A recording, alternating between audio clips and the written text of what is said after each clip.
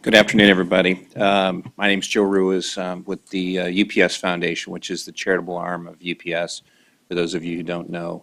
Um, and because UPS is a global company with country operations in over 200 countries and territories, every disaster is local for us. And so a few years ago, really after Hurricane Katrina, we realized that we needed to have build a framework for how we would respond to natural disasters. During Katrina, we were really in over our heads as thousands of our customers and partners in the community all came to us, really creating a bottleneck of logistics. And you've heard today that the common theme in all disasters is logistics. It's been said, and I've heard that 70 cents of every dollar in disaster response is logistics. So what we did was we realized that we needed to know in any disaster, and all disasters are different. This certainly is a very unique situation from a natural disaster, much more like a complex disaster that often doesn't get a lot of attention from the corporate sector. Because it's far, far away from where we have business operations. But what we learned was, first thing is we need to develop these strategic partnerships. So we've built partnerships with all the major global preeminent relief agencies, both domestically and the UN agencies, the UNICEFs, the World Food Programs, UN OCHA, UNHCR, so that when disasters occur, we know who we're going to operate with. And we've created a framework where with each of these partners, we give them capacity building support. Dale Herzog, who's here today, is an engineer that's been loaned to the foundation, which is really unique because our philanthropy is not just checkbook philanthropy. We go in and actually work with these organizations to build their capacity, help give them visibility in their supply chains so that they can respond more effectively in the next disaster, know what their inventory is so they're not caught short with PPEs or whatever it is and have to buy them at top dollar so they can be more effective. The other thing that we do, and we're very proud of, is we've got 400,000 employees around the world, many with great logistics skills. And we've created a public-private partnership with our competitors that came out of the World Economic Forum after the Indonesian tsunami. We work with organizations like TNT, Agility Logistics, Maersk, and we've come together. We hold regular calls. For instance, in the Ebola crisis, we work with the Global Logistics Cluster. They advise us on what the needs are in the region, and then our organizations work to help support that to the extent that we can, leveraging our people who might deploy or leveraging assets we have in the region or transportation. And I'll talk a little bit about what we're doing later. In addition, we try to focus on thought leadership. We work with all the convening organizations like Interaction, who has works with all the U.S.-based international development agencies, here in the U.S. with National VOAD. We try to leverage our global, fourth platform is really leveraging our global network. Because truly in these disasters, as you've heard from others, the biggest challenge is trying to get things into the region. So we've been engaged in the Ebola crisis, and we're really brought in by our partners. So what happens with us is that we have very close relationships. Our partners will reach out to us. For instance, the UNICEF reached out early around Labor Day as they were engaging in understanding the issues and the need for bringing disinfectant in. So we will, as part of our annual grants, we provide each of those with funding, emergency funds, capacity building grants, and in-kind budgets.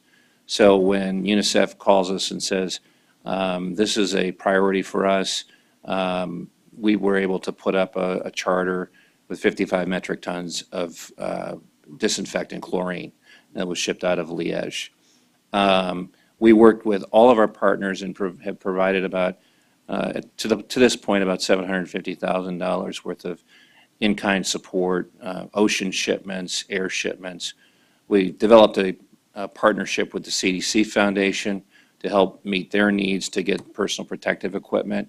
We've coordinated with our customer. One of our customers, Henry Schein, is one of the world's largest medical providers, and they were able to source specific CDC requirements. I think they went to one of the agencies in country to find out which ones had the most effective safety record, what were they using, and specifically made sure that those were the PPEs, not just any masks, any gowns. And we've all seen the stories here in the U.S. about how the medical staff at Presbyterian was maybe ill-fitted for the initial case that they had to take on. Most recently, we've been asked by the Global Logistics Cluster to help them set up a staging area, much like the DoD, in Europe, because many of the supplies are coming out of either Liège, where many of the UN agencies are based. So most recently, we partnered with the Cologne-Bonn Airport, where UPS has our major air hub, and the airport has offered free warehouse space for this consolidation hub, so that all NGOs who are trying to understand how they can get their donated supplies into the region, they bring them into Cologne. They're consolidated until they can get a full plane load, and the World Food Program will provide either a free plane load or through private forwarders who are offering, people like Paul Allen Foundation, who's been very good about providing funding. There's an organization here in the U.S. called Airlink. That's a convening organization of major airliners who donate space and capacity. We've been helping to move NGO supplies from their warehouses here in the U.S. to connect to those flights that are either leaving out of Chicago or JFK, who otherwise wouldn't be able to provide those PPEs and other supplies into the region. So really at this point, our main ongoing activities are to work with our partners to fulfill their needs. We know that this area of the world is not highly developed. There's not a large private sector base. I think that's led to some of the slow movement of private sector organizations to get involved. I think as the virus presented itself in the U.S. and more of that information started to come out that there's a strong need to address this in country, I think we've seen more organizations come forward. UPS is involved in a lot of convening organization conference calls. We try to send the message to those organizations that the best thing and most important thing they can do is to find an organization active on the ground and provide cash so that they can source those items in country if necessary. But it's the best way, rather than donating things that may not be necessary or may not be the right things. We continue to try to get that message out through our network of private sector convening organizations. We work with the U.S. Chamber. We work with the Association of Corporate Contribution Professionals. We work with Interaction. We work with National VOAD. We work with all of those organizations to try to get the message out of how people can engage and also how people can leverage their core skills.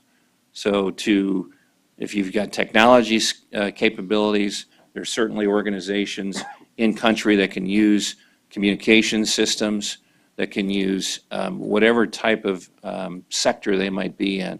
And we think that's really important. That's what we try to do, is leverage our logistics capabilities with our partners.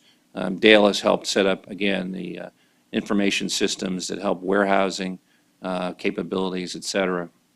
So that's really what we've been doing right now in the Ebola crisis, and trying to do what we can to help bring the right supplies to the right people at the right time.